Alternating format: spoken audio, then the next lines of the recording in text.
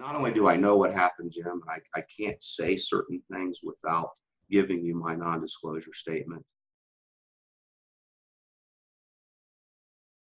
I can neither confirm nor deny that there were ever any nuclear weapons. Did they see a UFO? The Rendlesham Forest UFO incident of 1980. What's up with this? It will not go away. Now, you know the story? Air Force servicemen, guards actually, chase lights through the woods in the middle of the night because they say they believe an aircraft may be in trouble. They later claim it is a UFO, and some years later, one of them claims he touched it. Now, after the night they chased it through the woods, the following, and we're talking 24 hours later, night, early morning, they take their base commander out there with them with a Geiger counter. Now, somehow, there's many people that believe this is the most documented UFO case in history. And I got to ask, how so? There's really no evidence whatsoever. Yet it remains to be everywhere. There's books, there's documentaries. Years and years, decades later, this is still going on.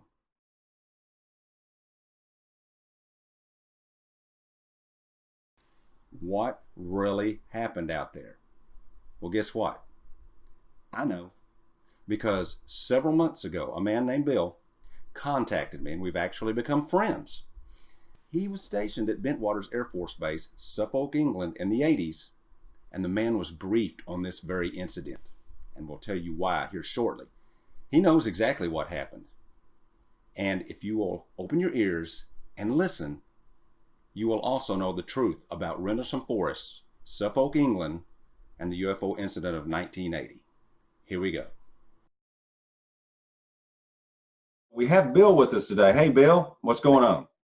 How you doing, Jimmy? Hey, man, we're great. Hey, I want to thank you for coming on this show and doing this. You know, we've talked for months, and I know this is tough. This is something that's bothered you. What made you decide to contact me about this? One of the overriding factors is I'm a firm believer, just like you, in the fact that we have extraterrestrial life here and abroad. Enough said. As a person who worked in the immediate areas that are affected by this story, I feel that I signed a non-disclosure agreement and kept my mouth closed for 31 years. And nowhere in a non-disclosure agreement does it allow you to lie. And any non-disclosure agreements, the people that claim to be involved in this signed, they've profited. They've toured, they've made book deals, they've gotten money from the public and for speaking. And even though I'm sure it's not millions and millions, they lie. And I can't stand it. It's as simple as that. I want to tell the truth to the best of my ability without affecting national security. And I want these people to quit making money off a lie. You said I can't tell you what happened, but I can tell you the truth. And you didn't. You would not specifically say certain things, but I figured it out pretty quick. And it all makes sense. But tell us, what were your duties in the Air Force, specifically at Bentwaters in the 80s? What were you doing there? My career field, it's specifically called munitions system specialist. So I have a very wide array of skills, from inspecting to storage and transport, everything from bullets through certain nuclear shapes, weapons. You mentioned something to me about something called the Magic 50. Well, we were a hand-picked team, kept at 50 strong minimum to do a base demolition. We were there to basically blow up the extremely important assets of the base after evacuation were to take place, or even before evacuation starts, depending on the situation. So with this team that you were on, I believe you said that's probably specifically the reason that you were briefed on this particular incident from 1980. Is that right? That's correct. So that it would never happen again. You've got two Air Force bases, right? Not very far apart from each other, with a forest in between them. Almost, for the people that haven't actually seen this area, I would more consider the two Air Force bases, apology there, I would consider the two Air Force bases set down inside of Rendlesham. Was that the aliens calling you just then? It's the NSA, Jimmy. They're on to us every day, I swear to God. No. You have two Air Force bases that they sort of mirror each other, but they're independent. Yes. It's not very often that things go back and forth as far as munitions and so forth. And I'm here to tell you that's a very dark, dangerous area. In the 80s, there were no lights there. You had to know. There were no signs, maybe one or two. But this is a dense, marshy area with trees so thick and tall, you can't see your hand in front of your face. This forest does not own either base. This is the area in between. In between, yes. A large chunk of it is in between and an untrained driver were to drive those woods at night, he could very easily end up in places he didn't want to end up. I think it's that simple. I've gotten lost back there at night. And in 2 sentences or less per item, you could tick-tock down chronologically all the memo that was written and any recorded version of their story audio-wise. And as it tick-tocks down in chronological order with the 7 people that they say were involved, I can give you very specific Air Force-related reasons why it couldn't have happened the way they say. Where is the gate? Is it over here? Yeah, there's a little, right where your hand is, just down to the right, there's a little square. That's the gate. That's the okay, let me explain to everyone. This is the story. These guys were, these servicemen, these guards, they were at this gate. And they believed they saw, this is the story, they thought possibly a plane crashed. And we're talking, how far away? This is back here. Well, it's not there. It's back here. 0.97 miles. It's over a mile. How far is that? Over a mile. You measure it out for us. Let's see this. That is, well, that's a mile. As the crow flies too. Now, Jim, hang on. This is if you were above the trees and you were somehow able to float across them to where the UFO landed. That would be a mile. You are looking at roadways that would then make it maybe an additional 1.5 miles, which I don't know why the police were walking and not on the roads, because, Jimmy, those are 20-foot tall trees at night. You've been in these woods at night. You can't do it. So they claim they saw something over here, and it may have been a crashed plane. Oh, Jim, I was there for 3 years. You can't see your hand in front of your face. They wouldn't have been able to see a light of that nature. And Jim, we had 2 active towers. So these 2 airmen, they had the common sense to call their supervisor who cleared them to do, and we'll talk about this later, things that were not authorized to be done under any security circumstances, and especially safety. Nuclear capable, did you have nuclear weapons there?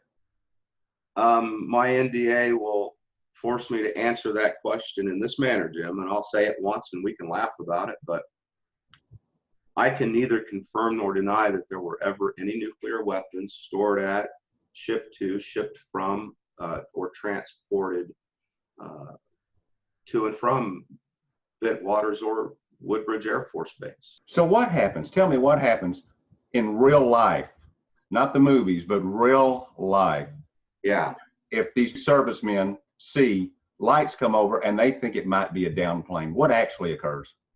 One of the first places they would have contacted would have been their supervisor. Now, I don't think any NCO, period, would have had the availability or the authority to send 2 people out into a dangerous circumstance, a potentially dangerous circumstance on foot at night with no lights and their weapons on their body. It's a civilian populated area. It wasn't going to happen. And there are and this is what angers me too, Jim. They're making the people that did this job for real look like fools. If that aircraft would have been one of ours, it could have easily had weapons on it. They wouldn't have sent 2 airmen out there to investigate that. We'd have had 15 checklists run within 15 minutes. People would have been recalled. I'd have probably been at my shop within 30 minutes. I live 7 miles away. I know the area very well. Here's my challenge to anyone that wants to do this. I will give you the clothing that were being worn on that cold December night, the clothing they claim they wore on that cold December night. I will give you 2 of their double B battery flashlights, government issue, and I will let you in the day walk the roadways if you'd like, but you have to follow the path they say. Through these 20-foot tall trees and marsh, I'm going to give you the flashlights and the clothing they had, and I want you to walk through those trees for a mile.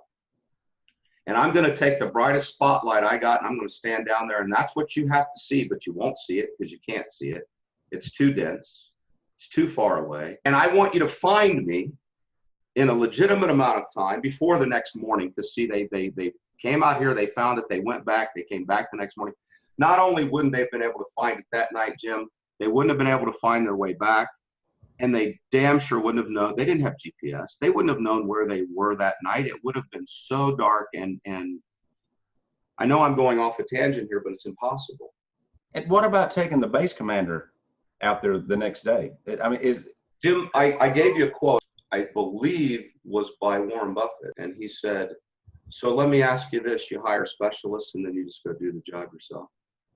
And by yourself and without protective equipment and exposing people to potential radiation hazards, with no shields, with no clothing, with no shields, no clothing. But where do you get the Geiger counter, Jimmy? I mean, I have one in my back pocket. Do you have one in yours? These are highly accountable items. So he just grabbed the Geiger counter off the shelf and went running out there with 2 other people to a UFO that landed by a nuclear capable base in the middle of the Cold War. Jimmy, if he did this for real, he needs to go to jail. If his memo is his accurate, 100% honest, signed declaration of what he did, he needs to go to jail.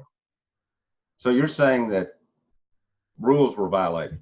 Not only by his version was every security and safety AFR we had in place at the time violated, but if it went the other way, which I know it did, he is definitely in violation and dereliction of duty, and it has to stop. He cannot make $1 more off of a lie because of his mistakes. That's the man. Well, what's going on here? I mean, he's going to meetings and stuff now? Yeah, he's making money. My point is that he didn't have to say anything, but he lied about the incident, which is against the very NDA he signed himself to not disclose. This lieutenant base commander, what I'm trying to understand is, was in violation of every security and safety regulation he was responsible for on that base in those 2 days. And he thinks he can just type up a simple memorandum. And by the way, he was very detailed in that memorandum. One piece of my security training is, if the story is too detailed, it's probably not true. They made it up.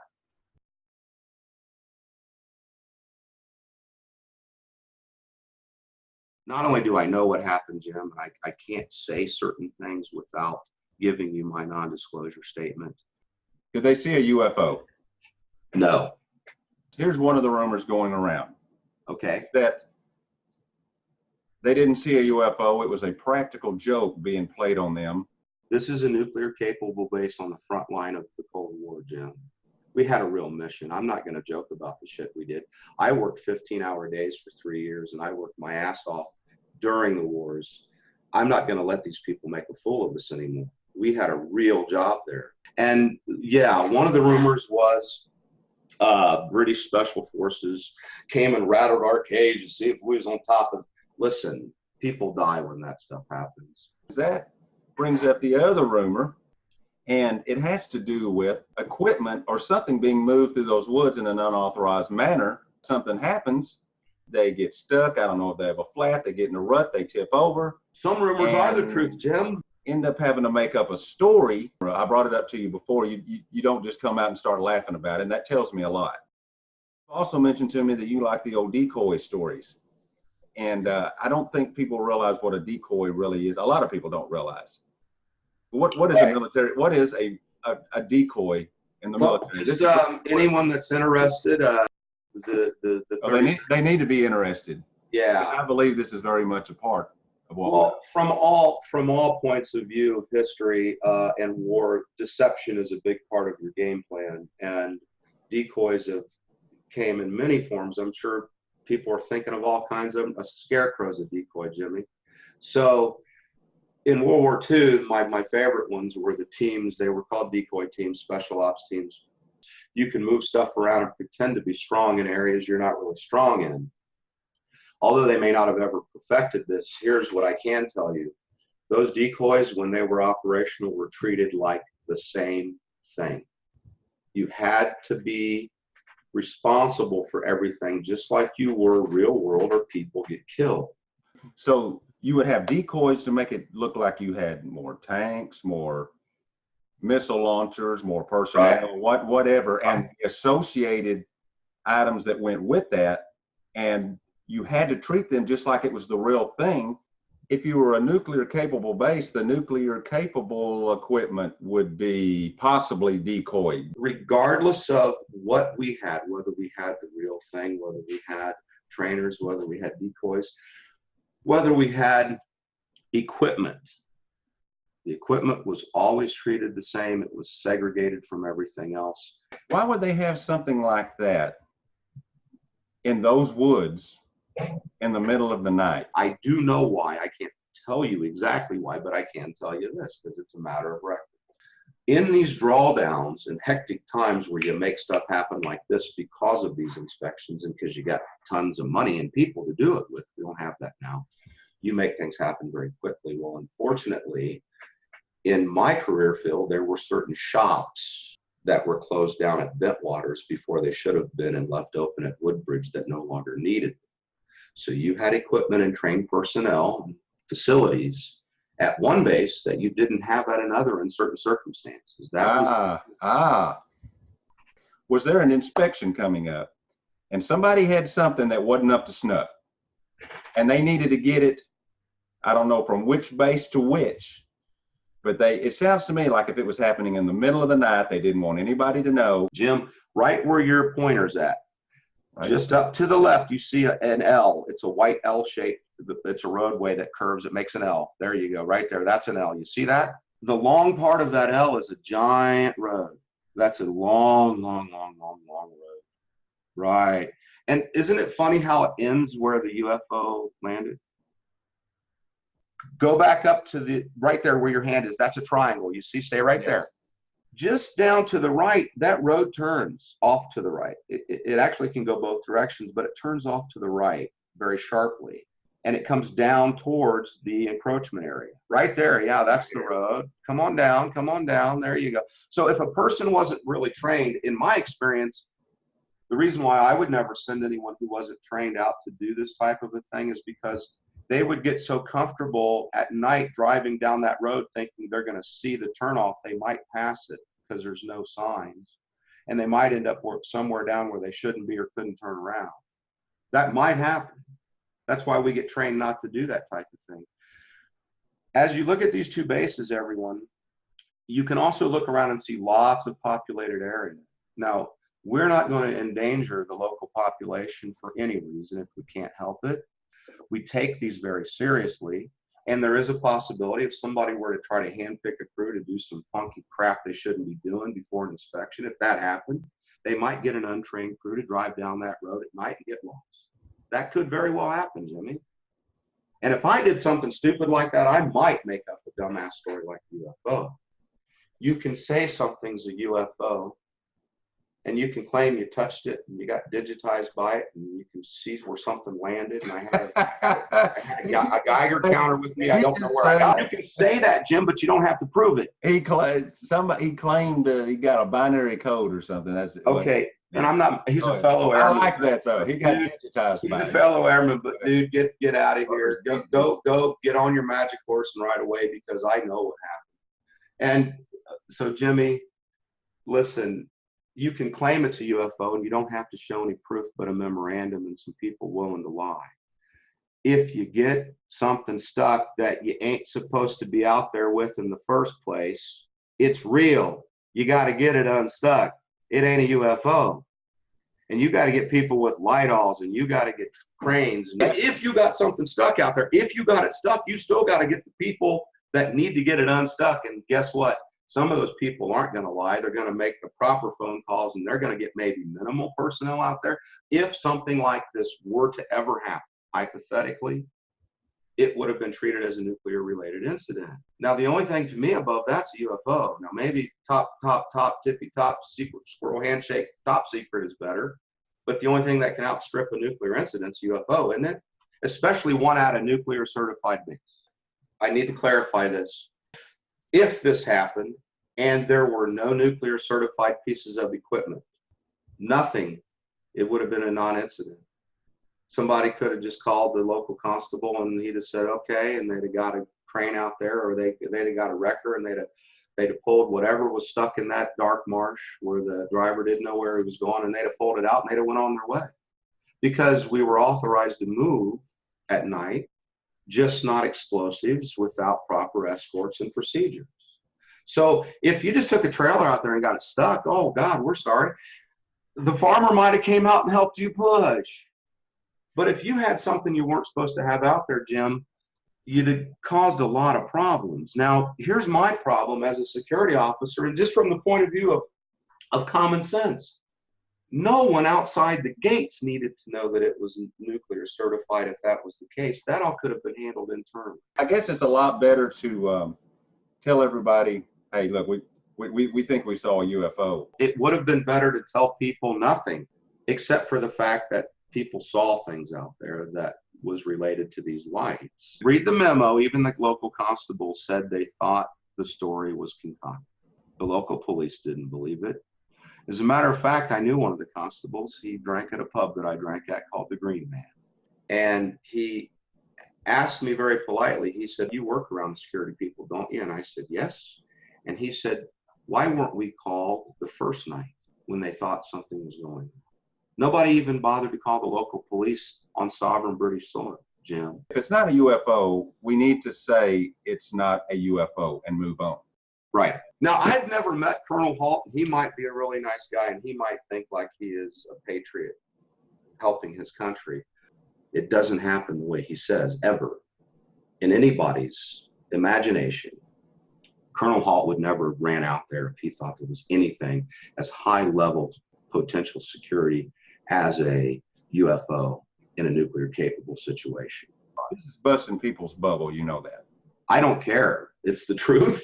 And if they want to continue to believe a lie, Jim, they can. Jim, I love your channel.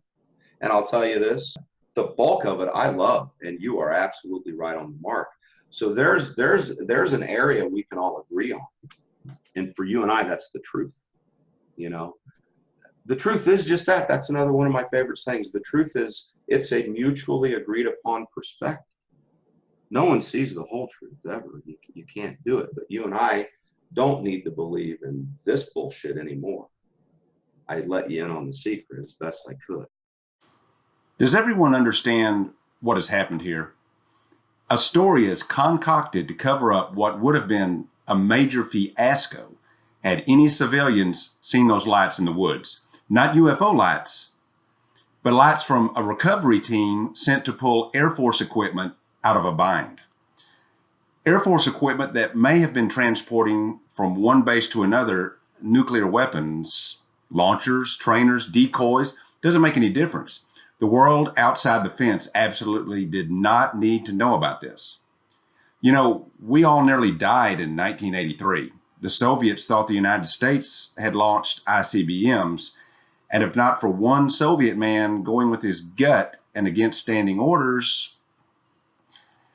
Now, you can be mad at me, and I'm sure more people will accuse me of working for the government or NASA and drop their subscription to this channel. But really, by doing so, they're really just playing right into the hands of those who don't want you learning about the real UFOs, okay? And the real reason we are on Mars. If you'd rather believe stories like this, I can't stop you. But if you look at the specific things that Bill mentioned, you should be able to see that this could not have happened. You know, there's something I call the Independence Day paradox. This relates to the movie starring Will Smith. You've got believable fiction, aliens attacking the Earth, and I say believable because who's to say that can't happen? Nobody's proven to me it can't happen. So it draws most everyone in. But then you have something occur that is so preposterous to a smaller group of people that it ruins the movie for them. And I'm speaking of how code for a computer virus is written overnight to be injected into an alien system that they admitted they knew nothing about. And it works. None of that happens. None of it. It can't. This paradox applies here with the Rendlesham UFO story. There are specific things that a smaller group realizes cannot happen. But the majority ignores this like it's a movie and accepts a ridiculous story as probable fact. This is dangerous. Hate me for this if you must, but we've got much bigger and better things to be concerned with that aren't fantasy. If you've got questions, post them in the comment area. We plan to come back with Bill to answer as many as possible. So see you next time, and please stay real, y'all.